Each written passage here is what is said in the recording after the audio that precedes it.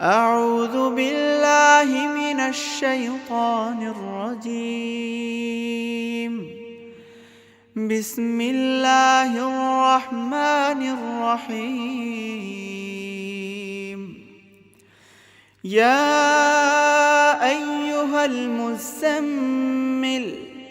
قم الليل إلا قليلا نصفه أو انقص منه قليلا أو زد عليه ورتل القرآن ترتيلا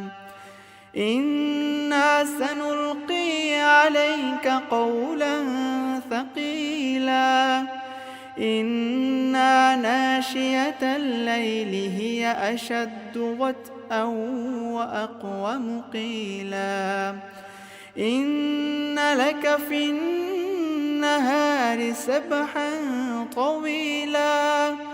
واذكر اسم ربك وتبتل إليه تبتيلا رب المشرق والمغرب لا إله إلا هو فاتخذه وكيلا واصبر على ما يقولون واهجرهم هجرا جميلا وذرني والمكذبين أولي النعمة ومهلهم قليلا إنا لدينا أنكالا وجحيما وطعاما ذا غصة وعذابا أليما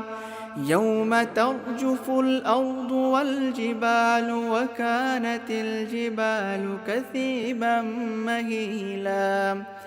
إنا أرسلنا إليكم رسولا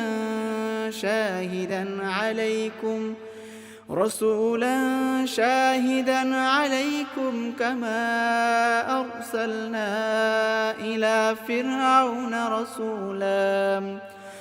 فعصى فرعون الرسول فأخذناه أخذا وبيلا فكيف تتقون إن كفرتم يوما يجعل الولدان شيبا السماء منفطر به كان وعده مفعولا إن هذه تذكرة فمن شاء اتخذ إلى ربه سبيلا إن ربك يعلم أنك تقوم أدنى من ثلثي الليل ونصفه وثلثه وطائفة من الذين معك والله يقدر الليل والنهار علم أن لن تحصوا فتاب عليكم فاقرؤوا ما تيسر من القرآن علم أن سيكون منكم مرضى وآخرون يضربون في الأرض يبتغون من فضل الله وآخرون يقاتلون في سبيل الله فاقرؤوا ما تيسر منه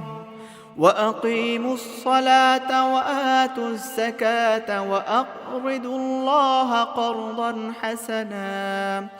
وما تقدموا لأنفسكم من خير تجدوه عند الله هو خيرا وأعظم أجرا